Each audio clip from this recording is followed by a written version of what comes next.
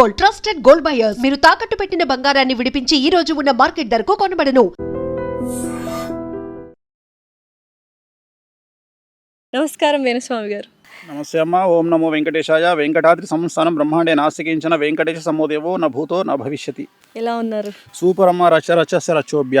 ఇప్పుడు చూడు full on happiness and Joy full. ఏంటి కారణం ఇంత హ్యాపీనెస్ జాయ్ఫుల్? ఎప్పుడు ఒక పాజిటివ్ ఆరా ఉంటుంది. ఏంటి? నమ్మకం, దేవుడి మీద నమ్మకం.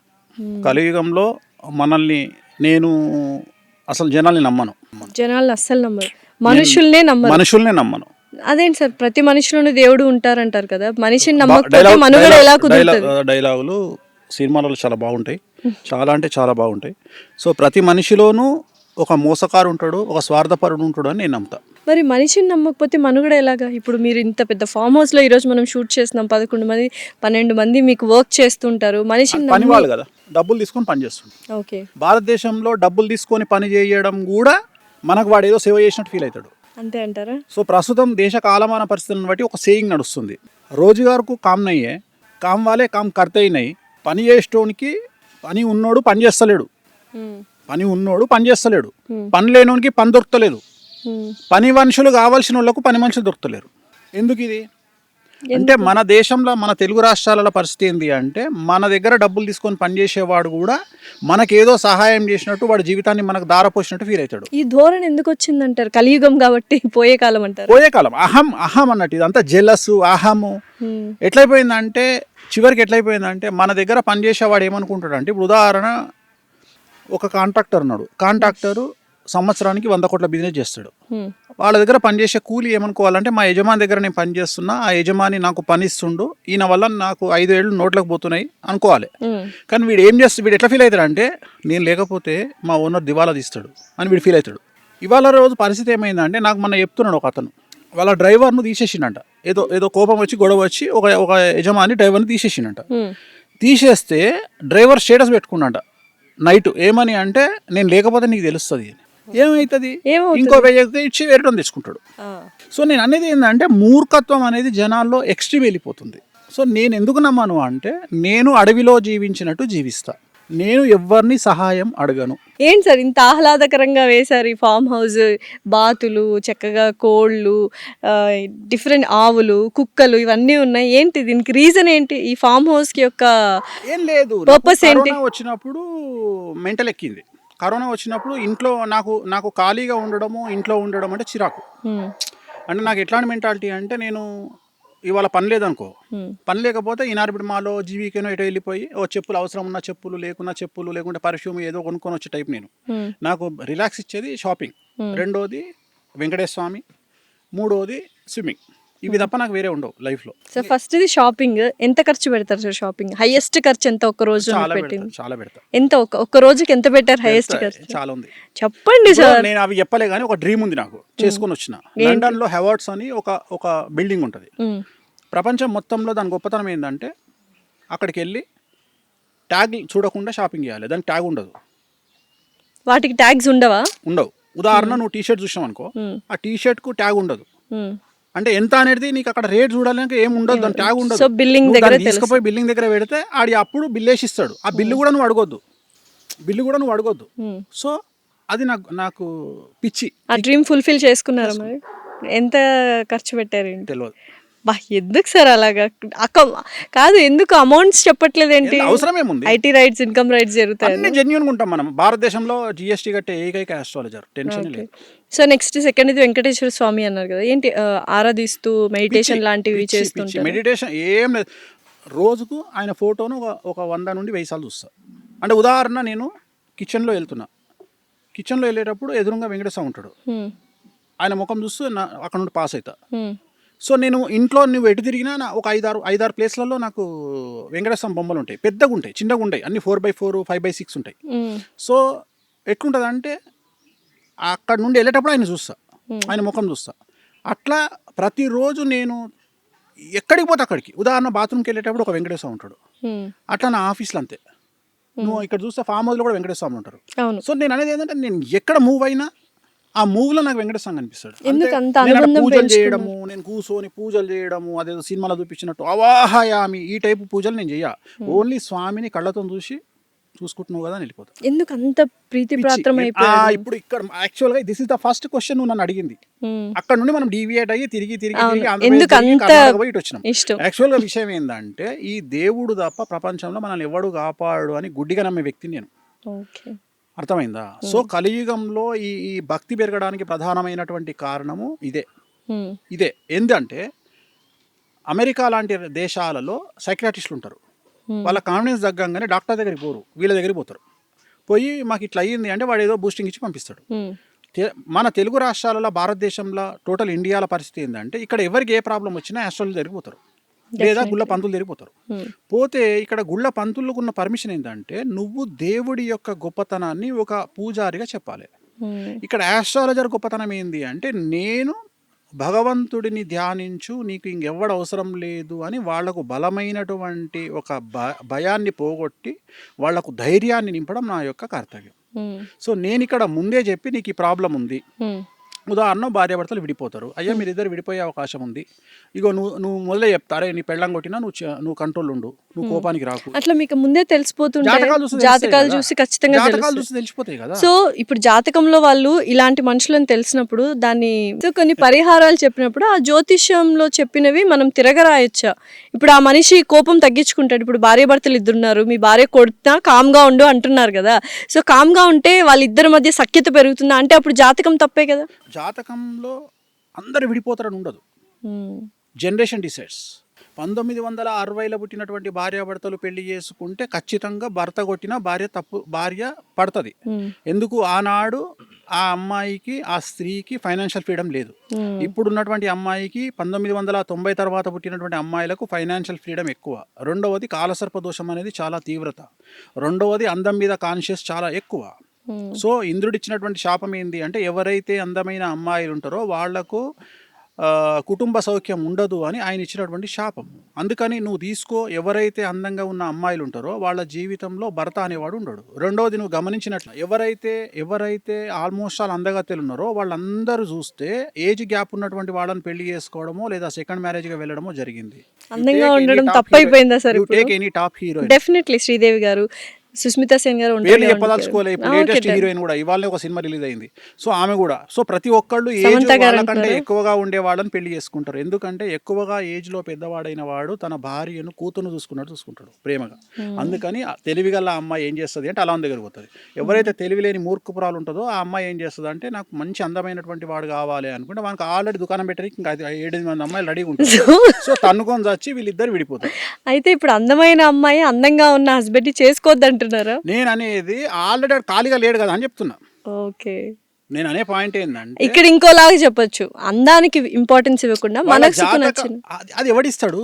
ఇప్పుడు పైసలుగా మగోనికి చూడమ్మా, మగోనికి అందం కావాలి, ఆడదానికి డబ్బు కావాలి. అట్లా ఏం లేదు సార్, ఉంటారు అమ్మాయిల్లో అబ్బాయిలో మనసు చూసి ప్రేమించే వాళ్ళు కూడా ఉంటారు. సో ఇక్కడ నువ్వేం చేస్తున్నావు అంటే ఇక్కడ మనకు మనకు సెట్ అవుతారా, మనం కంఫర్ట్ ఫీల్ అవుతామా అనే వాళ్ళు అమ్మాయిలు అబ్బాయిలు కూడా ఉంటారు. మనం ఎప్పుడే గానీ ఆడవాళ్ళ జాతకంలో ఉన్న దోషాన్ని బట్టి నాకున్న అవగాహనను బట్టి ఏంటంటే ఎప్పుడే గానీ ఆడవాళ్ళు ఫస్ట్ అటెంప్ట్ లో సక్సెస్ కారు.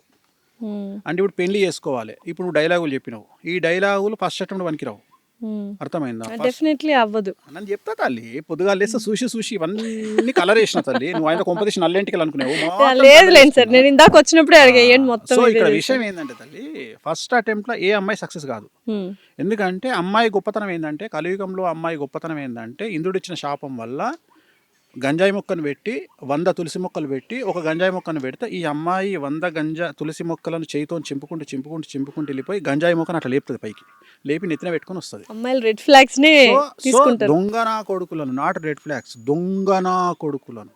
సో నేను ఇప్పుడు నాకు తెలిసిన ఒక క్లయింట్ ఉంది, ఆ క్లయింట్ నా దగ్గరకు వచ్చింది. నా దగ్గరకు వచ్చి గురువు గారు నేను వీని పెళ్లి చేసుకుంటా అన్నది. అంటే నేనేం చెప్పినా అంటే అమ్మ తెలుగు రాష్ట్రాలలో లిస్టు తీస్తే దొంగనా కొడుకుల లిస్టు తీస్తే ఆడు నెంబర్ 1 ఉంటాడు అని వేసుకోకు అని చెప్పిన, వాడిని చేసుకోకు అని చెప్పిన. ఇది జాతకం గురించి కాదు తల్లి, ఇది నేను జాతకాలు చూసి కాదు, జాతకాలు చూసి చెప్తాను. అంటే అమ్మాయి నా దగ్గరికి జాతకం చూడడానికి వస్తే నేను చెప్పి ఆ అమ్మాయికి దండం పెట్టి తల్లి జాతకం పక్కకు పెట్టు, ఆడు దొంగనా కొడుకు మన పెళ్లి చేసుకోకని చెప్పిన. వాడు అదేదో సినిమాల నాకు ఆ కూల్ డ్రింకే కావాలి అనే టైప్లో వాన్నే చేసుకుంది. వాన్నే చేసుకుంది. వాడు ఏం చేసిండు, వేణుస్వామి మాట కూడా తప్పయ్యేటట్టుగా ఈ అమ్మాయికి పరిచయమైన 15 రోజులకు ఒక 20 లక్షల కారు గిఫ్ట్ ఇచ్చిండు. ఇది వేణుస్వామిని కాదు, వెంకటేశ్వర స్వామి కూడా పక్క గుమ్మన్నది. ఎందుకంటే ఆ కారు గిఫ్ట్ ఇవ్వగానే వీడికి 100 కోటీశ్వరుడు అనుకున్నది. అయిపోయింది, పెళ్లి చేసుకుంది. వాడేం చేసిండు, 6 నెలల తర్వాత ఈ అమ్మాయిని పెళ్లి చేసుకుండు. ఈ అమ్మాయి పేరు మీద 2 కోట్ల రూపాయలు అప్పు తీసుకున్నాడు. ఈ పిల్ల పేరు మీదనే అప్పు తీసుకున్నాడు. ఈ పిల్ల ఇల్లు ముంచిండు, ఈ పిల్ల పైసలు ముంచిండు. అమ్మాయి సెలబ్రిటీనే కదా, అన్ని బిస్కెట్ చేసిండు. బిస్కెట్ చేసినాక ఈ అమ్మాయి ఏమైపోయా, అయ్యో హలో లక్ష్మణ అని కూర్చుంది. అమ్మాయి సెలబ్రిటీనే కదా తెలియదు నాకు. అయిపోయినాక ఇంకా డివోర్స్ కూడా కాలే, ఆడు ఇంకో సెలబ్రిటీతో దుకాణం పెట్టిండు. నేను అనే పాయింట్ ఏంటంటే, ఇక్కడ మంచి చెడు అనేది యు కాంట్ డిసైడ్. నువ్వు ఒక వ్యక్తి మంచోడా చెడ్డోడా అనేది నువ్వు డిసైడ్ చెయ్యలేవు. సో నేను అనేది జాతకాల పరంగా వీ కెన్ డిసైడ్. జాతకాలు చూసి వీళ్ళిద్దరికి కలిసినాయా కలవలేదా, వీళ్ళు విడిపోతారా, జాతకాలు చూసిన తర్వాత కూడా గొడవపడి విడిపోతున్నారు. నువ్వు అనుకుంటున్నావు జాతకాలు చూసిరు అని, నువ్వు జాతకాలు చూసిరు అని యూ కాంట్ డిసైడ్. గణాలు చూసి గణాలు అనేది తప్పు. ఎందుకంటే 8 ఈక్వేషన్స్ లా ఒక్క ఈక్వేషన్ గణాలు, ఇంకా 7 ఈక్వేషన్స్ ఉన్నాయి. సో నువ్వు గణాలు అనే మాట తప్పు. అసలు జాతకాలే కాదు అది, గణాలు అనేది జాతకమే కాదు. జాతకాలు చూసిరు అనకు దానికి. ఇక కొంతమంది మేధావులు పేర్లు మార్చి పెళ్లి చేస్తారు, నీకు తెలుసు అనుకుంటా. అమ్మాయి పేరు మార్చేస్తారు అమ్మాయి. మరి ఇప్పుడు నేను రేవంత్ రెడ్డి అని పెట్టి కూడా సీఎం అవుతానా? సో నేను అనేది ఇది. ఇట్లా పంతులకు చేతగాక, జ్యోతిష్యులకు చేతగాక, అంటే టైం స్పెండ్ చేయలేక జనాలు ఏమంటారు, జాతకాలు చూసుకొని పెళ్లి చేసుకున్నాక డివోర్స్ ఎందుకైనాయా అంటే, అరే నువ్వు జాతకం కరెక్ట్గా చూసుకోరయ్యా. గణాలు ఒకటే కాదు, యోని ఉంటుంది, వర్ణ దోషం ఉంటుంది, యోని దోషం ఉంటుంది, ఏకనాడి దోషం ఉంటుంది, షష్టాష్టక దోషాలు ఉంటాయి, చాలా ఉన్నాయి. సో 8 రకాల దోషాలు ఉంటాయి. సో అందరికి వేణుస్వామి గారు అవైలబుల్ గా ఉండరు కదా, మరి మీరు అన్నట్టు పూజారులు గణాలు చూసి మంత్రంగా చేసేస్తుంటారు. అడగాలి కదా. ఇప్పుడు నా దగ్గరికి, ఇప్పుడు ఉదాహరణ, నా దగ్గరికి ఒక అమ్మాయి వచ్చింది. అమ్మాయి వచ్చి అబ్బాయి జాతకాన్ని చూపించి, స్వామి మా ఊర్లో నేను పంతులకు చూపించుకున్నా, ఈ జాతకం చాలా బాగుంది అన్నాడు మా పంతులు అనగా, నేనేమంటున్నా అంటే, ఇవాళ రేపు మీకు ChatGPT వచ్చింది, మీరు అడగండి ChatGPTని. 7వ స్థానములో, లగ్నాత్ 7వ స్థానములో ఏ గ్రహం ఉంటే పెళ్లికి వనికిరాడు, పిల్లగాడైనా సరే పిల్ల అయినా సరే మీరే అడగండి రా. ChatGPTలో జాతకాలు చెప్పించేసుకోవచ్చు, మనకి చెప్పుకోవచ్చు, బేసిక్ థింగ్స్. నేనేమంటా, ఇదే ప్రశ్న పంతులుగా అన్నాడు, వాడు ఆన్సర్ చెప్పాలి నీకు. కరెక్ట్ గా ChatGPT చెప్పిన ఆన్సర్ చెప్పాలి, అప్పుడు నమ్ము. మంచి పాయింట్ చెప్పారు. నేను ఏమంటున్నా అంటే, నాన్న వేణుస్వామి కూడా లప్పుడుగాడు బై నమ్మకు. వేణుస్వామి గురించి టీవీ ఛానల్ వచ్చినాయే నమ్ము, లంగా దొంగ లఫంగా, రైట్ ఒప్పుకుంటా, నమ్మకు. ఫస్ట్ ChatGPT ఓపెన్ చేయి. ChatGPT ఓపెన్ చేసి 7వ స్థానంలో కేతు ఉన్నాడు, మరి ఏంది పరిస్థితి? ఇప్పుడు వైదవ్యం అంటాం. ఒక అమ్మాయికి పెళ్లి చేసుకున్నాక భర్త చనిపోతాడు, అట్లనే ఒక అబ్బాయికి పెళ్లి అయినాక భార్య చనిపోతుంది. అది ChatGPT చెప్తుంది నీకు. నువ్వు అడుగుతా చెప్తుంది. నువ్వు 7వ స్థానంలో ఉంటే పంతులు గాడి చెప్పలే నీకు. నువ్వు చక్కగా తీసుకుపోయాను ముందర పెట్టి, ఆ 7వ స్థానంలో కేతు ఉన్నాడు, ఎట్లా చేసుకోవాలి పంతులు అని అడగంగానే చెమటలు వస్తాయి పంతులకు. ఎందుకంటే సబ్జెక్ట్ పంతులు తెలియదు కాబట్టి, నాకు తెలియదు తల్లి అంటాడు. ప్రతి ఒక్కలా వేణుస్వామి గారిని అప్రోచ్ కాలేరు కాబట్టి ChatGPT బేసిక్ గా క్లియర్గా చెప్తుంది. నేను ChatGPTని అడగండి. నేను అనేది ఏంటంటే, ChatGPT మనుషుల కంటే ChatGPT గొప్పది కాదు. త్వరలో ChatGPT అంతమవుతుంది, AI కూడా అంతమవుతుంది. AI అనేది మనుషులకు పోటీ రాదు జాతకరీత్యా. ఏంటి సార్ ఫ్యూచర్ అంతా AI అంటున్నారు? AI ఆర్టిఫిషియల్ ఇంటెలిజెన్స్ ఫ్యూచర్ అంతా అంటున్నారు. వేణుస్వామి చెప్పిండు, అండర్లైన్ రాసుకోండి. ఏమని? AI పోతుంది. ఎప్పుడు, ఎన్ని ఇయర్స్ కి పోతుంది? 2032 వరకు AI మీద జనాలకు ఇంట్రెస్ట్ పోతుంది. తర్వాత మళ్ళీ ఏమైంది, మనుగడ ఏమైంది? AI ఉండదు. AI నంబర్, కంప్యూటర్ సిస్టమ్ ఇవే నడుస్తాయి, కానీ AI అనేది పెద్ద పీక్ పడగొట్టేది ఏం కాదు. అంటే మనిషి నాలెడ్జ్ ముందర AI నథింగ్. అంతే అంటారు. ఎందుకమ్మా 2+2 4 అని చెప్పడానికి AI ఎందుకు? మనిషి లేడా? నేను అది గొప్ప విషయం కాదు. మనకు మానవ మేధస్సు కంటే గొప్పది చెప్పాలి. ఆల్రెడీ నువ్వు ఏదైతే డేటా లోపలికి ఎక్కించినావో అది AI చెప్తుంది. కానీ రోజుకు మనము ప్రతి సిచువేషన్ డిఫరెంట్గా ఉంటుంది తల్లి, ప్రతిరోజు డిఫరెంట్గా ఉంటుంది. సో నువ్వు అంచనా వేయలేవు. జనాలు చేసే మోసాన్ని యూ కాంట్ ప్రిడిక్ట్. నువ్వు అంచనా వేయలేవు మోసాలని కానీ, అభివృద్ధిని కానీ, రాకెట్లను కానీ. You can't predict anything in society. Sir ఇప్పుడు మరైతే బీటెక్ స్టూడెంట్స్ అందరూ ఆర్టిఫిషియల్ ఇంటెలిజెన్స్ అనే కోర్సులో జాయిన్ అయిపోయారు, చాలా చేస్తున్నారు. అప్పుడు మరి పరిస్థితి ఏంటి? చేతగానోడు బ్రతుకు తెరువు, చేతగానోడు కాంపిటీషన్కు భయపడేటోడు ఏఐకి భయపడతాడు. ఇట్లాంటి ఏఐలు వస్తేనే కదా వేణుస్వామి వాల్యూ తెలిసేది. ఇట్లాంటి ఏఐలు వస్తేనే కదా నీలాంటి అమ్మాయిల వాల్యూ తెలిసేది. ఏఐని ప్రశ్నలు అడుగుమను, ఏఐ బెండకాయ కూర ఏమను చేస్తుందా? చేయదు కదా. ఓకే. ఏం చెప్తుంది 2+2 4 అని చెప్తుంది. నువ్వేంద్రా బాయ్ చెప్పని నేను చెప్పుకోనా? నేను అనేది ఇప్పుడు నువ్వు చాట్ జీపీటీని నువ్వు ఏఐని అడుగు డేట్ ఆఫ్ బర్త్ పెట్టి, అది చెప్పిన దానికంటే 100% నేను మంచి ఇంకెక్కువ చెప్తా. జాతకం బెట్టు కడదాం కెమెరా ముందు. 100% అయిపోయింది. మరి ఇంక ఏం బీకింది అంటే ఎవడైతే టాలెంటెడ్ పర్సన్ ఒకడు ఉంటాడు మన గ్రూప్లో కూడా ఒకడు ఉంటాడు, ట్రైన్ పోతుంటే ట్రైన్ దిగి ట్రైన్ నూకుతున్నా అని దాన్ని పట్టుకొని ఇట్లా పోతుంటాడు. సో అంటే కష్టం చేయకుండా కష్టం చేసిన అని బిల్డప్ ఇచ్చేటోనికి ఏఐలు భయపెడతాయి.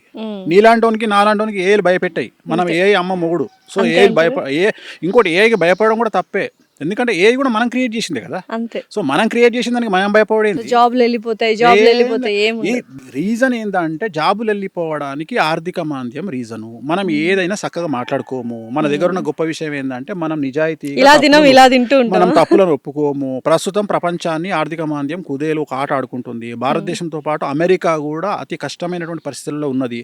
ఆ విషయాలు మనం మాట్లాడకుండా అప్పులలో ఉన్నటువంటి కంపెనీలు, దివాలా తీసిన కంపెనీలు అన్ని పనులను తీసేస్తుంటే దానికి వాడు ఏ అనేటువంటి ఒక రూల్ చెప్పి మనల్ని తీసేస్తున్నాడు. Okay, definite. సార్, ఇప్పుడు ప్రపంచంలో అతిపెద్ద సమస్య ఏంటంటే డబ్బు సంపాదించడము. డబ్బు లేని వాళ్ళు అంటే ఏదైనా ప్రాబ్లం ఉంది అంటే అది డబ్బుతో ముడిపడి ఉంటుంది.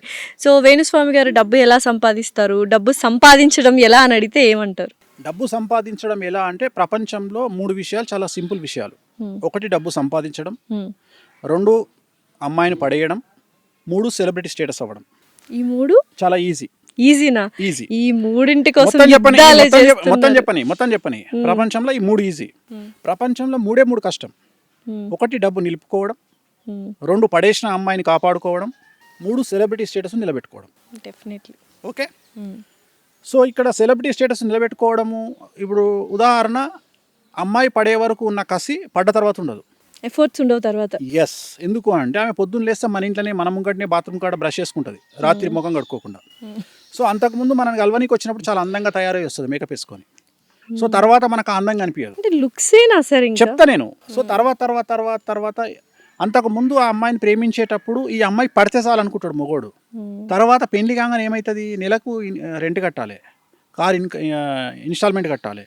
సో వీడు ఈ పనులు ఉంటాడు. అమ్మాయికి ఏమనిపిస్తుంది అంటే ఇంతకుముందు వీడు టైం అంతా నాకు ఇచ్చేటోడు, ఇప్పుడు నాకు ఇస్తలేడు. సో వాన్ సావేంది, పైసలు సంపాదించి బాధ్యతల వల్ల వాడు నానా రకాల సంకలు నాకాల్సి వస్తుంది. ఈ అమ్మాయి ఏమనుకుంటుంది, నాతో మాట్లాడతలేడు అనుకుంటుంది. రెండోది అమ్మాయి మెంటాలిటీ ఎట్లుంటుంది అంటే, నువ్వు 10 కిలోల బంగారం నెక్లెస్ మెడలేసినావా, రాత్రి 8 గంటలకు అన్నం తినలేదు అని అడగకపోతే ఈ 10 తులాల బంగారం మీకినట్టే. అంతే కదా. నేను అదే చెప్తున్నా, దీన్ని బ్యాలెన్స్ చేయగలిగిన వాడు మగవాడు అని చెప్తున్నా. నేను ఎక్కడ అమ్మాయిని తప్పు మొగోడు ఏమనుకుంటాడు అంటే, నేను మంచి కారు పెట్టినా నా పెళ్ళానికి అని ఖుషి అవుతాడు. నేనేమంటారా, కారు పెడితే కాదురా, రాత్రి పొద్దున టిఫిన్ చేసినావా అని అడుగురా, హ్యాపీ ఫీల్ అవుతుంది. ఇంకోటి 5 తులాల బంగారు నెక్లెస్ తెచ్చి గిఫ్ట్ పడేసిన అనుకో, అరే దానివల్ల సాటిస్ఫై కాదురా, గంట సేపే ఉంటుందిరా, మళ్ళీ రాత్రి నువ్వు ఏం తిన్నావు అని అడగకపోతే మళ్ళీ మొదటికి వస్తారా లొల్లి. సో అందుకని నువ్వు అన్ని బ్యాలెన్స్ చేయి. ఇక్కడ అమ్మాయికి కావాల్సిన, భార్యకి కావాల్సినటువంటి ఫుడ్ ఇయ్యి, కేరింగ్ ఇయ్యి, సో ఫ్రీడమ్ ఇయ్యి, అన్నీ ఇస్తేనే ఒక అమ్మాయి నీకు ప్రేమతో అణిగిమణిగి ఉంటుంది. నిజమైన మొగోడు తలుచుకుంటే పెళ్ళాన్ని ఎవ్వనంటే వాడిని పెళ్ళాంతో మర్డర్ చేయించవచ్చు. నిజమైన హస్బెండ్ కరెక్ట్గా భార్యను హ్యాండిల్ చేస్తే ఆ భార్యకు కత్తిచ్చి వాడిని చంపేయంటే చంపేస్తుంది. కానీ అది చేతగాని కొడుకులు, వీళ్ళకి ఏదో ఎక్స్క్యూజెస్ చెప్పుకోగలిగిన వాళ్ళు సరిగ్గా అమ్మాయిని చూసుకోరు. నేను అనేది ప్రయారిటీ ముఖ్యం రా. నీ జాతకం, నీ జీవితంలో నీ ఫస్ట్ ప్రయారిటీ నీ పెండ్లం, నీ సెకండ్ ప్రయారిటీ నీ పిల్లలు, బస్ అంతే. ఇంక వదిలేసి ఇంక తల్లి తండ్రి వీళ్ళ మీద బాధ్యత చూపి. నీ తల్లి తండ్రి ఉన్నారు, నీ తల్లిదండ్రికి బాధ్యత. నీ బాధ్యత ఏంది, వాళ్ళకు టైంకు మెడికల్ షాప్లో మెడిసిన్స్ ఇప్పియడము, వాళ్ళు తిన్నరా లేదా కనుక్కో, అది బాధ్యత. ఇది తెలియక చాలా మంది గొడవలు పడేసుకుంటూ భార్యాభర్త విడిపోవడానికి ఇటు తల్లిదండ్రులు అటు తల్లిదండ్రులు కారణం. రెండవది ఏంటంటే, ఇప్పుడు ఉదాహరణ ఈ మధ్య కాలంలో అమ్మాయిలు స్ట్రెస్ ఎక్కువ తీసుకోవడం వల్ల, రెండవది మనం తాగేటువంటి పాలల్లో మొత్తము కెమికలైజ్డ్ పాలు, దానివల్ల అమ్మాయిలు త్వరగా పీసీఓడీలు వస్తున్నాయి. సో పీసీఓడి అనగానే పీసీఓడి ఒకటే కాదు, hormonal imbalance. So almost all 100 మంది అమ్మాయిలను తీసుకుంటే 90 మంది అమ్మాయిలకు మూతి మీద మీసాలు వస్తున్నాయి. సో ఎందుకు అంటే హార్మోనల్ ఇన్బ్యాలెన్స్. దీన్ని అర్థం చేసుకోగలిగిన శక్తి మగవాళ్ళ దగ్గర లేదు. ఇక్కడ విషయం ఏంటంటే, వాళ్ళను ఒక బాధితులుగా చూడాలి మనం, అమ్మాయిలను ఒక బాధితులుగా చూడాలి. బాధితులుగా చూసినప్పుడు అరే వీళ్ళు పీసీఓడి బారిన పడ్డరు, ఒక హార్మోనల్ ఇన్బ్యాలెన్స్లో పడ్డరు అంటే వాళ్ళు ఒక కన్సర్న్ కోరుకుంటున్నారు, అంటే వాళ్ళ బాడీలో వాళ్ళకి తెలియకుండా ఏవో ప్రకృతిపరమైన మూడ్ స్వింగ్స్, అవన్నీ హార్మోనల్ జరుగుతున్నాయి. ఇంబాలెన్సెస్, కల్లోలం జరుగుతుంది. నేను అనేది నువ్వు సునామీ అంటావు కదా, ఆ సునామీ సముద్రంలో పక్కకు పెట్టరా. నీ పెన్లాంలో సునామీ వచ్చింది, నీ బిడ్డల సునామీ వచ్చింది, నీ చెల్లెల సునామీ వచ్చింది, అది నీ గమనించు. అది గమనించు. ఆ సునామీని ఎట్లా హ్యాండిల్ చేస్తావు అనేది హ్యాండిల్ చేయి. ఆ సునామీని హ్యాండిల్ చేస్తే ప్రశాంతంగా ఉంటుందిరా. సముద్రం ఎంత ప్రశాంతంగా ఉంటుందో ఆడదంత ప్రశాంతంగా ఉంటుంది. అప్పుడు జీవితం చాలా ప్రశాంతంగా ఉంటుంది. ఇది ఎవడు ఎంతసేపు వాడు ఆ అమ్మాయి డేట్లో ఉన్నప్పుడు కూడా నాకు టీ అంటాడు పెన్లాన్ని. అరే అమ్మాయి డేట్లో ఉన్నప్పుడు 4 రోజులు పాతకాలంలో మనం సెలవిచ్చినాం, ఇప్పుడు ఇస్తలేం రా. ఆమె పొద్దున్న లేస్తే ఆమె తయారయ్యి, ఉదాహరణ ఒక జీన్స్ ప్యాంట్ వేసుకునే అమ్మాయి తను డేట్లో ఉన్నప్పుడు ఆ డ్రెస్ వేసుకొని బయటికి పోయి జాబ్ చేయాలి అంటే ఎంత డిస్కంఫర్ట్గా ఫీల్ అవుతుంది. ఒక ఎయిర్ హోస్టెస్, ఒక మంచి పొజిషన్లో ఉండే ఒక అమ్మాయి, ఒక హీరోయిన్, డ్యాన్స్ చేయాల్సిన హీరోయిన్ డేట్లో ఉండి డ్యాన్స్ చేస్తుంది.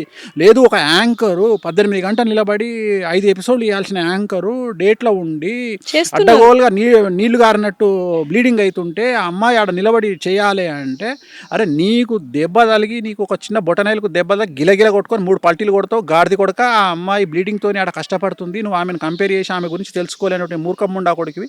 నువ్వు నీ తప్పు పెట్టుకొని నువ్వు అమ్మాయిలను తిడితే లాభమేముంది? నీ దగ్గర తప్పు. మూడ్ స్వింగ్స్ వచ్చినా కూడా దాన్ని కూడా అవహేళన చేస్తున్నారు. నేను అదే చెప్తున్నా, అది అర్థం చేసుకోవాలి. ఇప్పుడు తిట్టంగానే ఎందుకు తిట్టింది, సింపుల్ లాజిక్. ఓకే, పీరియడ్స్ లో ఉందా లేదా? ఇప్పుడు అంత దూరం ఎందుకు పోతున్నావు? నేను నా బిడ్డ దగ్గర నుండి పోతుంటే అది ఏదైనా మాట్లాడంగానే డైరెక్ట్ రివాల్వర్ పెడుతుంది. అంటే ఒక టపాక్ మన ఒక మాట అంటుంది. అనగా నాకు అర్థమైపోయింది, ఏంది తల్లి అంట. అనగానే అర్థమైపోతుంది నాకు. నేను అనుకుంటా డేట్ ఎప్పుడు అంటానా చూసి ఎల్లుండి అంటది. ఎల్లుండి అంటే ఇది 2 రోజుల ముందే దుకాణం పెట్టింది అని ఇక మళ్ళీ దాని దిక్కు పోకుండా ప్రశాంతంగా ఉండి అది ఏమన్నా అర్థం చేసుకుంటాం. అంటే ఇది ఎవరు అర్థం చేసుకోవాలి? మగవాళ్ళు అర్థం చేసుకోవాలి. ఇది అర్థం చేసుకోకుండా దానికి ఇగో అని పేరు పెట్టి, జెలస్ అని పేరు పెట్టి, ఇప్పుడు ఆ చేతిలో రిమోట్ ఉంటుంది, డేట్లో ఉంది చేతిలో టీవీ రిమోట్ ఉన్నప్పుడు ఆమెకు నచ్చిన టీవీ చూస్తుంది, చూడదు, ఇంకేమో చేస్తుంది. వీడేం చేస్తాడు? ఆమె చేతిలోకించి రిమోట్ గుంజుకొని వీడు పెద్ద పీకుడు కానీ లెక్క, లోకల్ ఎమ్మెల్యే లెక్క వీడు న్యూస్ పెట్టుకొని ఉంటాడు. ఏం మిక్తావు న్యూస్ చూసి? వీడు ఏం మిక్తాడు న్యూస్ చూసి? అసలు ఏం పని ఉంది? ఫోన్లో ఏమైనా చక్కగా న్యూస్ వస్తుందో అది కూడా వస్తుంది. నాకు రిమోట్ ఇవ్వని గొడవ పెట్టుకుంటాడు. నేనేమంటున్నాను, అరే నీ అమ్మ 4 రోజులు ఆ రిమోట్ ఇడిచిపెట్టి ఏదైనా పోయి సావు రాదురా. ఆ రిమోట్ ఇడిచిపెట్టి ఆ 4 రోజులు నీ సెల్ ఫోన్ ఆన్ చేసుకో, నీ పని నువ్వు చేసుకో. సో నేను చెప్పేది చేసుకోండి ఆ డేస్ లో కౌన్సిలింగ్ నేను నా జనాలకు, నాకు వ్యక్తిగతంగా కూర్చున్న వాళ్ళకు నేను ఇచ్చే కౌన్సిలింగ్. ఇప్పుడు కూడా చాలా మంది తెలుసుకుంటారు ఇది చూసి అంత. సో ఇది నేను అందుకని నేను ఏమంటా అంటే ప్రయారిటీ. నీకు పెన్లాం కోపం వద్దు, పెన్లాం డేట్లో ఉంటే తిట్లొద్దు, కానీ మంత్లీ పెన్లాం జీతం లెక్కించి మాత్రం నాకు 70,000 నేను ఇన్స్టాల్మెంట్ కట్టాలని. రోజు సేవలు, వంట వండాలి. మళ్ళీ నీకు ఇప్పుడు వీడేమో పీకుడుగాడు రోజు డ్యూటీకి వేస్తాడు, ఆమెనేమో పొద్దున్న లేచి పోరలను స్కూల్కి పంపించాలి, జాబులు చేయాలి. ఈ ప్రపంచంలో అతి కష్టమైన విషయం ఏంటంటే 100 మంది పెన్లాలను మెయింటైన్ చేయొచ్చు, కానీ ఒక బిడ్డను కొడుకును మెయింటైన్ చేసడం అంత నరకం ఇంకోటి లేదు. ఎందుకంటే మనం వాళ్ళను పెంచే విధానం అంత సెన్సిటివ్ అయిపోయింది. అంటే మన చేతుల్లో లేకుండా అయిపోయింది. చిన్నప్పుడు నన్ను మా నాన్న కొడితే, మా దగ్గర తెలంగాణలో చింత బరిగెలు అంటాం, కొడితే 10-15 ఇరిగిపోయినాయి. నా రికార్డ్ అది. రెండోది కోదండం అంటారు. కోదండం అంటే ఏంటి తెలుసా? కాళ్ళు పైకి కట్టి తలకాయ కిందికి వదిలేస్తారు. అలా చేసేవాళ్ళ 5 సార్లు వేసిర్రు. సార్ పేరు కూడా చెప్తున్నా, రవీందర్ రెడ్డి సార్. నా సార్ పేరు రవీందర్ రెడ్డి, నా టీచర్. ఆయన నన్ను 3-4 సార్లు కోదండం వేసిండు. సో నేను అంత అనుభవించిన. ఇప్పుడు మన పిల్లవాడు మనము ఈ జనరేషన్ పిల్లలు నో అంటే యాక్సెప్ట్ చేస్తలేరు. వాళ్ళు నో అనే పదాన్ని వినడానికి ఇష్టపడరు. పేషెన్స్ కూడా లేదు. పేషెన్స్ కాదు, నో అంటే ఆటోమేటిక్గా నో దగ్గర నన్ను వస్తాయి తల్లి. ఎప్పుడైతే నీకు నో అనే పదం ఇంట్రెస్ట్ లేదో అక్కడ నుండి అన్ని స్టార్ట్ అవుతాయి. నేను సైకిల్ కొంటా, నువ్వు నో అనలేవు. వాడు ఏది చెప్పినా నువ్వు నోరు మూసుకొని సైకిల్ కావాలి నాకు, అదే చెప్తున్నా. సో ఈ పిల్లల్ని పెంచడము అంత కష్టము. నేను అందుకనే చాలా వరకు సజెషన్ చేస్తాను, ఒక్కడే పిల్లగాడు ఒక్కడే. పిల్ల పుట్టిందా మీ అంత అదృష్టవంతులు లేరు. ఎందుకంటే కొడుకులు పుడితే వాడు ఏం చదువుతాడో, ఏం చేస్తాడో, వాడు ఏం అలవాట్లకు అవుతాడో, వాడు ఏ పోక్సోలు ఇరుకుతాడో, వాడు ఇప్పుడు నువ్వు చెప్పినట్టు ఏ డ్రెస్సులు బాగలేకపోతే ఏ అమ్మాయిని గెలుపుతాడో, ఎటు పోతాడో, పెంట అయ్యి మళ్ళీ వాడు ఏ జైల్లో పడతాడో, ఈ మళ్ళీ ఉన్న కుటుంబానికి చెడ్డ పేరు తెస్తాడు. ఇవన్నీ అదే అమ్మాయి అనుకో, పద్ధతిగా అందంగా పెంచినాం అనుకో, ఎవడో వాడు రాజు వచ్చి పెళ్లి చేసుకొని పోతాడు. ఓకే, రాణి కావాలంటే రాజు దొరికితే చాలు, కానీ రాజు కావాలంటే నానా సంకలనం నాకాలి. ఫ్యూచర్ లో పెళ్లిళ్ళు ఉంటాయంటారా? ఉండవా? ఉండవు. మరి ఏంటి సార్, ఇంకా అన్ని లివ్ ఇన్ రిలేషన్షిప్లే అంటారు? అప్పుడు జాతకాలు, జ్యోతిష్యులు వీళ్ళందరూ పని ఉండదు, చాలా కష్టపడాల్సి వస్తుంది జ్యోతిష్కులు. అయితే ఫ్యూచర్ లో చాలా కష్టపడాలా మీరు?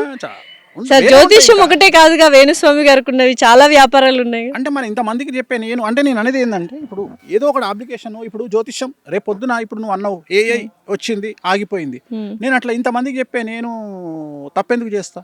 నేను ఇప్పుడు ఒక ఎలక కానీ పాము కానీ 10 పొక్కలు చేసుకుంటుందంట, ఒక పొక్కలు కట్టే పెట్టంగా ఇంకో పొక్కలు బయటకు వెళ్ళిపోతుంది.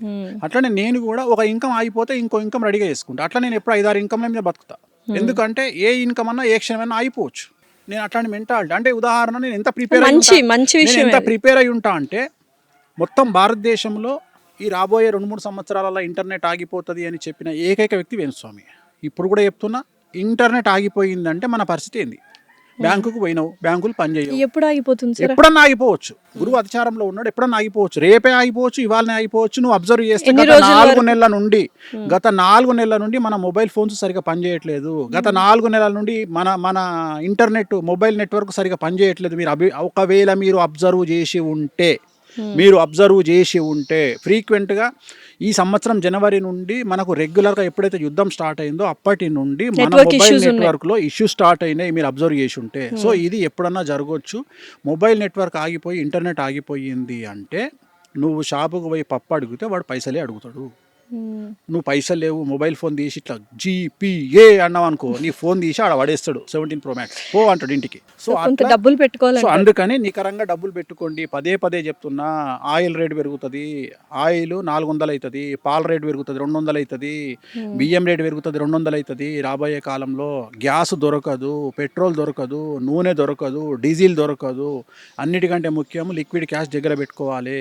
సో ఎన్ని రోజులు నెట్వర్క్ బంద్ అయిపోతుంది? చెప్పలేము, అది నేను కాదు కదా బంద్ చేసేది. సో కేతువు బంద్ చేస్తాడు కాబట్టి ఎన్ని రోజుల్లో బంద్ కావచ్చు. ఒక రోజు బంద్ కావచ్చు, 5 రోజులు బంద్ 2 రోజులకు. ఇంకొకటి ఇది ఎందుకు డిస్కషన్ చేస్తున్నా అంటే ఇప్పుడు ఒకవేళ 1 వీక్ బంద్ అయింది అనుకో, ఆల్మోస్ట్ ఆల్ ఇండియాలో ఉన్న పిల్లలలో 10 to 15% పిచ్చోళ్ళు అవుతారు.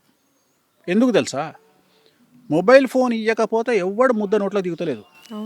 ఫస్ట్ మన చేతిలో రపకమని ఫోన్ పెట్టాలి, నోట్లో ముద్ద పెట్టాలి. వాడి ఈ ఫోను మనం ఇవ్వకపోతే ఇసిరి కొడితే గంపండు వాళ్ళు పడుతుంది పోయి. ఒకవేళ మన కర్మ ఏంటంటే నెట్వర్క్ లేకపోయినా వాడు ఇసిరి కొడతాడు. వాడికి తెలియదు ఇది నెట్వర్క్ అని. ఇప్పుడు మనకంటే నెట్వర్క్ లేదు అనే జ్ఞానం, ఇంగిత జ్ఞానం ఉంది, వాడికి తెలియదు ఆ విషయం. వాడికి ఫోన్ ఇట్లా కొట్టగానే రాకపోతే ఇసిరి కొడతాడు వాడు ఫోను.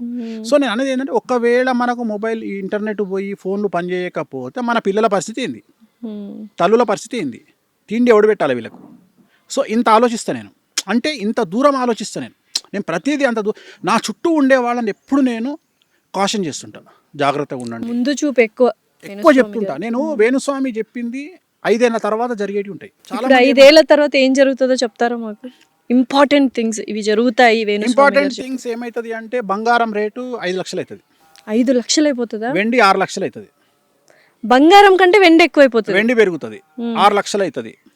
తర్వాత బియ్యము 200 అవుతుంది, పాలు 200 అవుతుంది, పెట్రోలు డీజిల్ ఆల్మోస్ట్ ఆల్ దొరకకపోవచ్చు. సో ఎలక్ట్రిక్ వెహికల్స్ మీద ఆధారపడాల్సి వస్తుంది. తర్వాత చాలా విచిత్రమైనటువంటి మాట, ఇవాళ మతం గురించి మాట్లాడే జనాలు నెత్తిన పెట్టుకుంటున్న సమాజం 2-3 ఏళ్ళ తర్వాత మతం గురించి మాట్లాడితే దొంగలను చూస్తారు. సో అప్పుడు మతాన్ని గురించి కాకుండా మనకు తిండి ఎవడు పెడతాడని ఆలోచిస్తాం. మన భారతదేశం నడిచేదే జాతీయ స్థాయిలో. పాయింట్ నీకు అర్థం కాలే. మతాన్ని పక్కన పెట్టేది 2 అంశాలు, 1 ఆకలి, 2 ప్రాణాపాయం. సో అక్కడ పనిచేయవు మతం.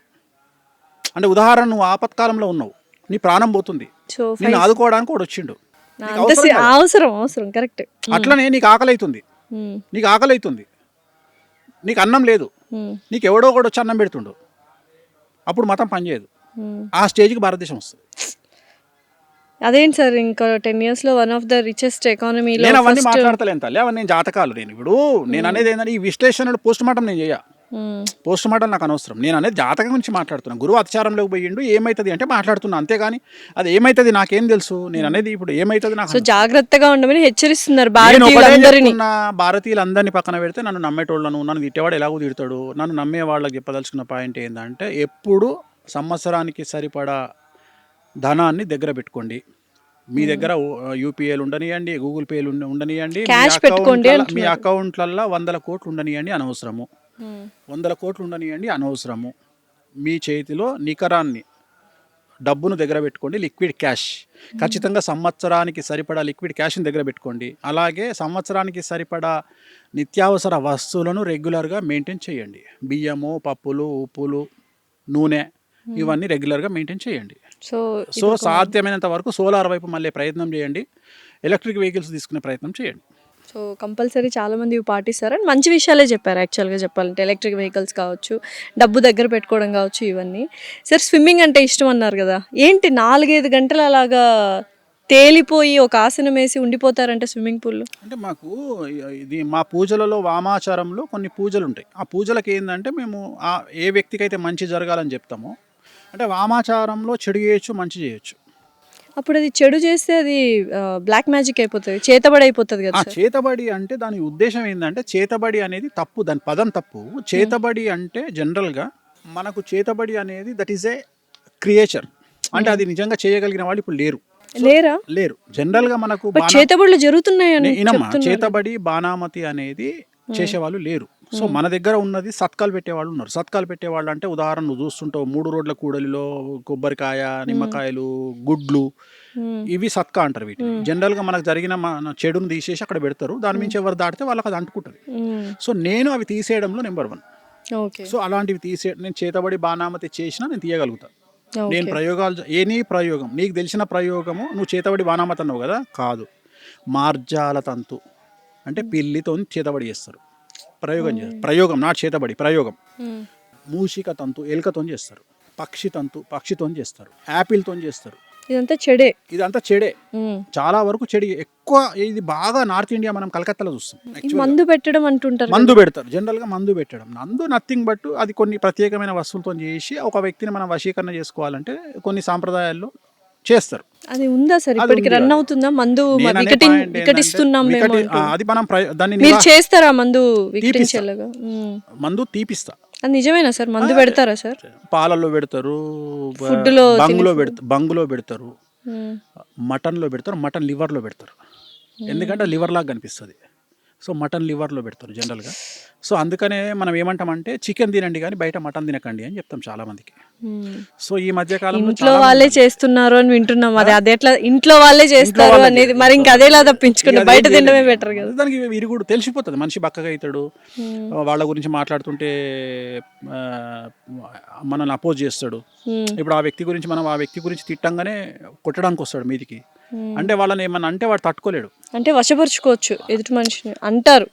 సో ఇలాంటివి వాడినప్పుడు కక్కించడము, మోషన్లో బయట చేయడం సహజం అవన్నీ. సో అది చేస్తాము. సో ప్రయోగాన్ని నివారణ చేయగలిగిన వాడిని నేను. ఎందుకంటే నా మా నాన్న నాకు నేర్పించింది ప్రయోగ నివారణ. నేను ఎక్కువ ప్రయోగ బాధ నివారణ చేస్తుంటాను. ఎంత పెద్ద ప్రయోగ నివారణ ఇటు ఎవరైనా ప్రయోగాలు చెడు ప్రయోగాలు ఇప్పుడు చేసినవి మ్యాజిక్ ని తీసేయడం, బ్లాక్ మ్యాజిక్ ని తీసేయడం నా ఫస్ట్ ప్రయారిటీ. సో దీంట్లో మా ప్రాణాలకు కూడా ముప్పు ఉంటుంది, మాకు కూడా సమస్యలు వస్తాయి. అయినా ఐ డోంట్ కేర్. నన్ను నమ్ముకున్న వాడికి ఏదైనా చేయాలనేటువంటి ఉద్దేశం. సెలబ్రిటీ సక్సెస్ అవ్వాలి అనుకున్న వాళ్ళకి ఇటువంటి ప్రయోగాల నుంచి విముక్తి కల్పిస్తూ ఉంటారు. చాలా యాక్చువల్గా సార్ మీ దగ్గర ఏంటి ఆ క్వశ్చన్ మీరు ఆన్సర్ చేయలేదు నాకు. సెలబ్రిటీలు అయ్యాక మీ దగ్గరకు వస్తున్నారా? మీ దగ్గరకు వచ్చాక వాళ్ళు సెలబ్రిటీలు అవుతారు? సెలబ్రిటీలు అయినాక నా దగ్గరికి ఎందుకు వస్తారు? మనకు అవసరం కూడా లేదు. నా ఫోన్కి ఇసుక కానీ నేను నాతో వానికి పని ఏముంటుంది? చాలా మంది చెప్పుకోరు కూడా, ఇష్టపడరు. అవును చాలా మంది. కానీ కొన్ని చూసాం సార్ ఈ మధ్య పెద్ద పెద్ద వాళ్ళు చాలా బాగా సెటిల్ అయ్యారు. అంటే కాదు తల్లి, ఇట్లా నీకు తెలిసిన ఇప్పుడు సోషల్ మీడియాలో, మెయిన్ స్ట్రీమ్ మీడియాలో నీకు తెలిసిన 3 ఉంటారు, అట్లా 3000 మంది ఉంటారు బయట. నేను కూడా వస్తే నన్ను సెలబ్రిటీని చేస్తారు, నమ్మకం ఉండాలి అంతే అంటారు కదా. అంతేనా సార్? నువ్వు ఆల్రెడీ సెలబ్రిటీ కదా, అయిపోయాను. సెలబ్రిటీ అంటే దాని అర్థం ఏంటంటే 10 మందికి తెలియడం, గుర్తింపే సెలబ్రిటీ అంతే.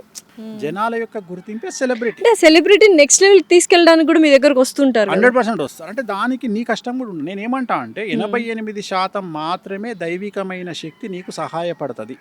12% నీ స్వయంకృతం ఉంటుంది. 12% మనం కష్టపడాలి. కష్టపడితే చాలు, 88% దేవుడు చూసుకుంటాడు. అందుకనే దానికి ఒక సామెత ఉంది, గాలిలో దీపం పెట్టి దేవుడా అనొద్దంట, దేవుడా దీపం కాపాడు అనొద్దంట. ఈ 2 చేతులను అక్కడ పెట్టు అన్నాడు. నీ ప్రయత్నం 88% అయిన గాలి కంట్రోల్ చేస్తాడు. సో ఇక్కడ కూడా అంతే, నువ్వు కంఫర్టబుల్ జోన్ దాటి బయటికి రావడమే, కష్టపడడమే నీ యొక్క ప్రయత్నం. ప్రయత్నం. మిగిలిందంతా దేవుడు చూసుకుంటాడు. నువ్వు కష్టపడకుండా నేను కంఫర్టబుల్ జోన్లు ఉంటా, నేను కొట్లాడా, నేను ఎవరితో పోను, నేను ఇంటి పక్కోడు తిడితే నేను రిస్క్ ఏడుస్తా, చెయ్యను అంటే నేను ఇంటి పక్కోడు తిడితే ఏడుస్తా, ఇంటి ముంగటోడు తిడితే ఏడుస్తా, నా గురించి ఎవడో ఫేస్బుక్ లా కామెంట్ పెట్టంగానే ఏడుస్తా అంటే నువ్వు బయటికి రావు. అంతే. నువ్వు పట్టించుకోవద్దు. నువ్వు ఏం ఆలోచన చేయాలి అంటే నేను ఒకటే చెప్తా సమాజానికి, ఆర్టీసీ బస్సులో కూర్చొని ఏడవడం కంటే బిఎండబ్ల్యూ కార్లో కూర్చొని ఏడవడం గొప్పది అని నమ్మేటువంటి వ్యక్తి వేణుస్వామి. సో మీరు ఏడవండి, కానీ బిఎండబ్ల్యూలో కూర్చొని ఏడవండి, బెంజ్ కార్లో కూర్చొని ఏడవండి, నేను యాక్సెప్ట్ చేస్తా, సంతోషపడతా. ఓకే. కానీ ఆర్టీసీ బస్సులను 2 వీలర్ మీద కూర్చొని ఏడవకండి. ఆ ఏడ్చేది ఏదో పెద్ద కార్లో కూర్చొని లగ్జరీ కార్లో కూర్చొని ఏడవండి అని చెప్తున్నాను. ఓకే. సో ఇందాక వామాచారంది స్విమ్మింగ్ది ఏదో పరిహారం. అదే వామాచారం ఏంటంటే పరిహారం. ఇప్పుడు ఒక్కొక్కళ్ళకి సంబంధించి కొన్ని మనం మాట్లాడుకునేటప్పుడు ఏంటంటే వాళ్ళకి సంబంధించిన పూజలు ఉంటాయి. ఆ పూజలు చేసినప్పుడు మనం కొన్నిసార్లు ధ్యానం చేయాల్సి వస్తుంది. ఆ వ్యక్తికి సంబంధించి అంటే వాటర్లో ధ్యానం మీద పడుకొని ఆ వ్యక్తికి సంబంధించి ఈ పలాంది మంచి కోసం ఆ పూజ చేస్తున్నాడు, అది జరగాలి ఆయనకు అని చెప్పేసి ఆ బాధ్యత తీసుకున్న వ్యక్తిగా నేను ఆ నీళ్ళ మీద ఫ్లోట్ అవుతూ ఒక మంత్ర జపం ఉంటుంది. ఇప్పుడు కామాఖ్య బగాలముఖి అమ్మవారు ఉంది. ఆ బగాలముఖి సంబంధించి ఓం శ్రీ బాలముఖి సరదుష్టానం వాచముఖం పదం సంభయజిహ్వాం కిలే బుద్ధి వినాశహీం ఓం స్వాహ అంటే ఆ వ్యక్తి ఏం జరగాలి. ఆ వ్యక్తి ఇప్పుడు ఉదాహరణ నీ శత్రువు ఉన్నాడు. నీ శత్రువు అంటే నీకు ఎన్ని రకాల శత్రువులు ఉంటారు? చాలామంది శత్రువులు ఉంటారు. ఈ శత్రువులు అనేది నార్మల్ శత్రువులు వేరే, మనల్ని టార్చర్ పెట్టే శత్రువులు వేరే. మనల్ని టార్చర్ పెట్టే శత్రువుల కోసమే మనం ప్రయోగం చేస్తాం, మనం పూజలు చేస్తాం. మనం టార్చర్ పెట్టే ఇప్పుడు ఉదాహరణ నీ ల్యాండ్కి అబ్జర్వ్ చేసినప్పుడు కూడా నీకు శత్రువే, అన్న నువ్వు గెలవాలని పూజ చేస్తాం. అర్థమైంది కదా? అట్లనే నిన్ను ఒకడు నీకు బాగా నరకంగా చూపిస్తున్నాడు. కొంతమంది ఉదాహరణ డివోర్స్ కావాలనుకునే భార్యకు భర్త శత్రువు. అంతే. అర్థమైందా? సో శత్రువు అనేటువంటి ఒక నిర్దిష్టమైన పద ప్రమాణం ఏం లేదు. సో శత్రువు మారుతూ ఉంటాడు. సో యాచక శత్రువు, బిచ్చగానికి బిచ్చగాడు శత్రువు అట. అట్లా ఏ వృత్తిలో ఉండేవాళ్ళు ఆ వృత్తిలో శత్రువులు. ఉదాహరణ బాలీవుడ్ తీసుకుంటే ప్రతి heroine almost all 90% black magic బాలీవుడ్లో జరుగుతుంది. సో నేను ఎక్కువగా రెమెడీ చేసేది బాలీవుడ్కి చేస్తాను. ఎందుకంటే బాలీవుడ్లో అసలు ఆల్మోస్ట్ ఆల్ 90% హీరోయిన్లు బ్లాక్ మ్యాజిక్ చేస్తారు. హీరోయిన్లు చేస్తారా? హీరోయిన్లకి చేస్తారా? హీరోయిన్లు అపోజిట్ హీరోయిన్లకి చేస్తారు. ఒక హీరోయిన్ ఏం చేస్తుంది అంటే ఆ హీరోయిన్ ఎదగకుండా బ్లాక్ మ్యాజిక్ చేస్తుంది. సిరీస్లే వచ్చినాయి కదా, రాజ్ 1, 2, 3 అవును, మొత్తం వాటి మీద లాస్ట్ నీళ్ళతో ప్రయోగం చేస్తారు, ఒక నీటితో ప్రయోగం చేస్తారు. సో నేను అనేది అదే చెప్తున్నా. సో బాలీవుడ్లో మొత్తం బ్లాక్ మ్యాజిక్ ఎక్కువ ఉంటుంది, విపరీతమైన బ్లాక్ మ్యాజిక్ ఉంటుంది బాలీవుడ్లో, అసలు భయంకరంగా ఉంటుంది.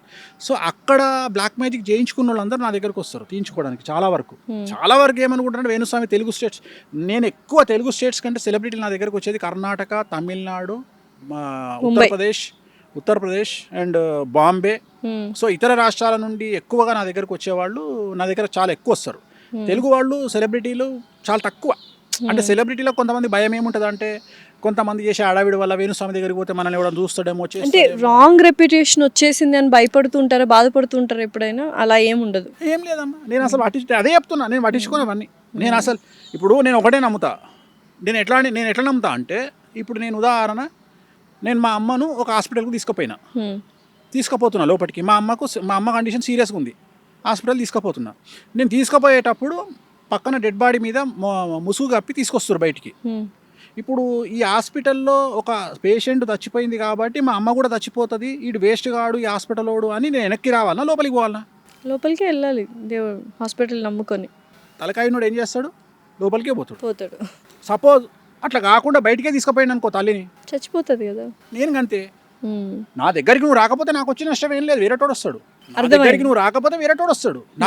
నేను నా దగ్గరికి కొంతమంది మేధావులు చాలా మంది వచ్చి, స్వామి మా దగ్గర చాలా మంది క్లయింట్లు, నీది నువ్వు చూపించుకొని పో, వేరేటోని గురించి మాట్లాడకు, మన అపాయింట్మెంట్ దొరికినప్పుడు చూద్దాం, ఇక్కడ నేను ఖాళీ లేక కూర్చోలే. డెఫినెట్లీ. సో ఇంత బిజీగా ఉన్నారు కదా, మరి మిమ్మల్ని అప్రోచ్ చేయాలంటే బాగా, అంటే సామాన్యులకి బాగా కాస్ట్లీ. సెలబ్రిటీ తెలుగు స్టేట్స్ లో అతి తక్కువ రెమ్యునరేషన్ తీసుకునేవాడిని నేను ఒక్కనే. జాతకానికి 6,000. నువ్వు నమ్ముతావా? మన దగ్గర 50,000 స్టార్టింగ్, మన దగ్గర 50,000 తెలుగు స్టేట్స్లో, రెండవది 30,000, మూడవది 16,000 ఆస్ట్రాలజర్స్.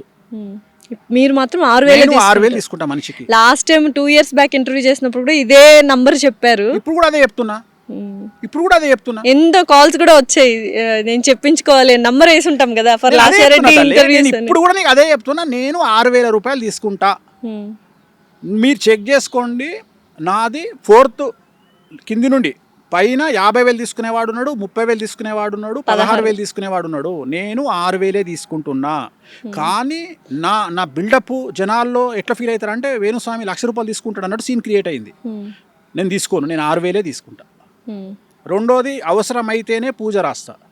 సాధ్యమైనంత వరకు నేను రాసే పూజలు కాళహస్తి, త్రయంబకేశ్వరు, లేకపోతే తిరునల్లారు, కామాఖ్య ఇవే ఉంటాయి. నేను చేయాలి అంటే నిజంగానే నీకు అంత సీన్ ఉండి నువ్వు దాన్ని పెట్టుకోగలిగిన స్థాయి నీకు ఉంటేనే. ఉదాహరణ, నీ దగ్గర ఒక 100 కోట్లు ఉంటే నేను ఒక 5 లక్షల పూజ రాస్తా. నీ దగ్గర ఒక 10 కోట్లు ఉంటే నేను ఒక 5 లక్షల పూజ రాస్తా. అంత లేని వాళ్ళు ఎలా సార్? దానికి తగ్గట్టుగానే చేస్తాను. అందుకనే లేని వాళ్ళకు అందుబాటులో ఉండే పూజలే చెప్తా. మళ్ళీ ఏం చెప్తా, నువ్వు సెట్ అయినగా చేద్దామని చెప్తా. నా ఉద్దేశం ఏంటంటే, ఇప్పుడు బాయిలో ఉన్నోడిని ఫస్ట్ పడుకున్నోడిని లేపాలి, లేపినాక నిలబెట్టాలి, నిలబెట్టినాక నడిపించినాక పరిగెత్తించినాక ఇంకా ఏదైనా రేస్ చేపియాలి. అప్పుడు మీరు ఎంటర్ అవుతారు, మీరు చేయాలి పూజలు. ఫస్ట్ నేను ఏం చేస్తా అంటే వాడిని పడుకున్నోని లేపుతా, లేపి నిలబెడతా, నడిపిస్తా, పరిగెత్తిస్తా, అప్పుడు నేను ఇన్వాల్వ్ అవుతా. నా మెంటాలిటీ ఇది. డైరెక్ట్గా పడుకున్నోని నువ్వు ఉరుకురా అని చెప్పా. సో ఫస్ట్ వాడిని సన్నద్ధం చేయాలి. వాడిని అందుకనే సన్నద్ధం చేస్తే వాడు ముందరకు వస్తాడు. అంతేగాని డైరెక్ట్గా వానికి ఆ మాట చెప్పినామనుకో వాడు కుంగిపోతాడు అంతే. సో అందుకని నేను చెప్పే నువ్వు అర్థం. ఇంకోటి ఏంటంటే, ఎందుకు ఇంత నెగిటివ్గా మాట్లాడతా అంటే, నేను ఎక్కువ నెగిటివ్ గురించి మాట్లాడతా. ఎందుకు మాట్లాడతా అంటే, నెగిటివ్ కటీబటీగా ఒకరి జీవితం గురించి చెప్పేస్తారు కాబట్టి, నెగిటివ్ కూడా చెప్పేస్తారు కాబట్టి చాలా రెప్యుటేషన్, ఫేమ్ అనేది దెబ్బతినింది అని నేను అనుకుంటున్నాను. అంటే అట్లేముండదు తల్లి, అట్లేముండదు. యాక్సెప్టెన్సీ ముఖ్యం. ఇప్పుడు డాక్టర్ దగ్గరికి పోయినాం, క్యాన్సర్ సిమ్టమ్స్తో పోయినాం. క్యాన్సర్ రావద్దు అని కోరుకోవాలి తప్ప డాక్టర్ క్యాన్సర్ లేదు అని చెప్పాలని కోరుకోవద్దు. క్యాన్సర్ ఉంది అంటే తిట్టుకుంటాం మనం, అదే జరుగుతుంది. ఏంటంటే క్యాన్సర్ ఉన్న తర్వాత ఎలా బ్రతకాలి, ఎలా ఫేస్ చేయాలి అనేది డిస్కషన్ చేయాలన్నది నా బాధ్యత, నా పద్ధతి. సో చాలా మంది ఏం చేస్తారంటే, క్యాన్సర్ వచ్చినా క్యాన్సర్ లేదు అని చెప్తారు. నేను ఆ టైపు కాదు. నేను సిమ్టమ్స్ని బట్టి, జాతకాన్ని బట్టి నీకు క్యాన్సర్ వస్తుంది అని చెప్తా. నేను చెప్పి దానికి సంబంధించిన రెమెడీ కూడా చేపిస్తున్నా. సో నాదంతా డిఫరెంట్ స్టైల్ ఉంటుంది నాది. నేను ఏమంటా అంటే, జనాలు ఏమన్నా ఇంకోటి, నాలాగా నెగిటివ్ మాట్లాడే మనిషి ఒకవేళ పాజిటివ్ మాట్లాడితే ఎట్లుంటుంది, ఆ వ్యక్తి ఎంత ఖతర్నాక్ తీసుకుంటాడు. సో అందుకని ఆన్ స్క్రీన్ నెగిటివ్ మాట్లాడతా, ఆఫ్ స్క్రీన్ నేను మాట్లాడే పాజిటివ్ తట్టుకోలేరు ఎవరు. నేను అంత ఎక్స్ట్రీమ్. ఆన్ స్క్రీన్ నెగటివ్ మాట్లాడినా ఆఫ్ స్క్రీన్ వాళ్ళకి మంచిగా చేస్తున్నా. మంచి మాత్రమే చేస్తున్నా. ఎందుకు చేస్తా అంటే, దీని ఇంపాక్ట్ ఎట్లుంటుంది అంటే, ఎప్పుడు నెగిటివ్గా మాట్లాడే వేణుస్వామి మన గురించి పాజిటివ్గా మాట్లాడిండు అంటే ఆ వ్యక్తి మీద ఇంపాక్ట్ అనేది కొన్ని crores% ఉంటుంది. డెఫినెట్లీ అది నేను ఇదంతా స్ట్రాటజికల్గా చేస్తా. నేను నెగిటివ్గా మాట్లాడతా, ఆ పర్సన్ నా ముందర కూర్చున్నప్పుడు పాజిటివ్గా మాట్లాడతా, ఆ మనిషికి నేను ఇచ్చే బూస్టింగ్ అట్లాంటిది. ఎందుకంటే నేను డీల్ చేసేది సెలబ్రిటీలతో డీల్ చేస్తాను కాబట్టి, సెలబ్రిటీ ఒక్కడు కాదు అక్కడ, సెలబ్రిటీ మీద ఆధారపడి ఉన్న కొన్ని 100 కుటుంబాలు, డెఫినెట్లీ సెలబ్రిటీల మీద ఆధారపడి ఉన్న కొన్ని 1000 కుటుంబాలు, వాళ్ళందరినీ దృష్టిలో పెట్టుకొని నేను కౌన్సిలింగ్ ఇస్తాను, వాళ్ళందరినీ దృష్టిలో పెట్టుకొని నేను పూజలు చేస్తాను. సో ఇంత ఎక్స్ట్రీమ్ ఆలోచన చేయగలగాలి. సో చాలామంది బేసిక్గా నేను అదే చెప్తా. ఇప్పుడు ఒక అమ్మాయి వచ్చి నాకు నా మొగడి వల్ల కష్టమవుతుంది అనగానే, ఏం కాదు ఇంకో సంవత్సరం చూడు, మన ఇంటి పక్కడు ఏమని అనుకుంటాడు, లేకపోతే ఏమవుతుంది, ఇవన్నీ ప్రతి ఇంట్లో జరిగే, ఇది చెప్పొద్దు.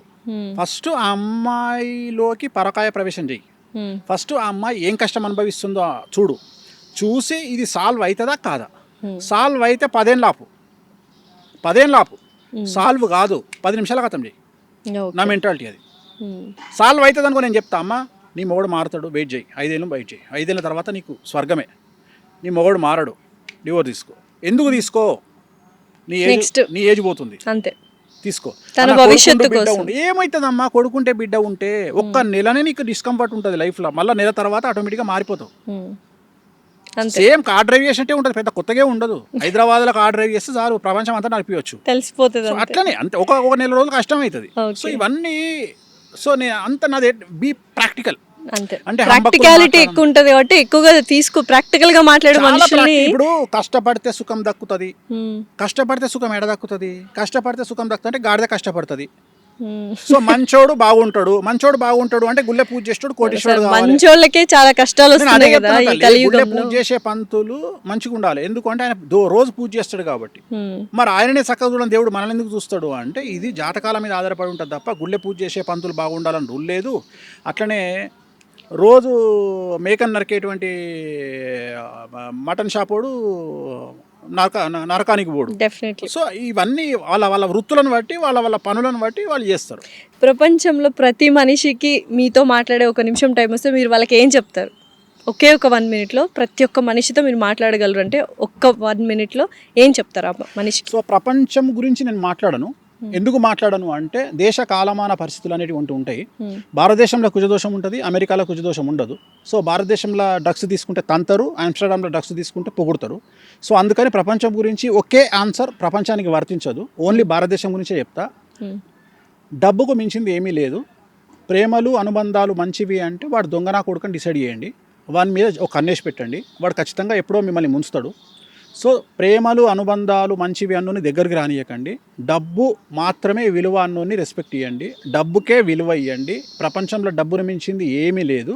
విమర్శలను పట్టించుకోకండి. ఒక జీవితంలో 2 జీవితాలు అనుభవించి డెత్ బెడ్ మీద ఎవడన్నా వచ్చి నీకు ఏం కోరిక ఉంది అంటే ఏం లేదురా అబ్బాయి నేను చచ్చిపోయినాక దినాలు మంచిగా చెయ్యిర్రి అని చెప్పగలిగినోడే నిజమైన మనిషి. Super, thank you so much Venu Swamy గారు. ఎన్నో విషయాలు అంటే ప్రాక్టికాలిటీకి దగ్గరున్న రియాలిటీ, హార్ష్ వర్డ్స్ అయినా నిజాలు చేదుగానే ఉంటాయన్నట్టు చాలా నిక్కచ్చిగా మాట్లాడారు. Thank you so much. ఓం నమో వెంకటేశాయ.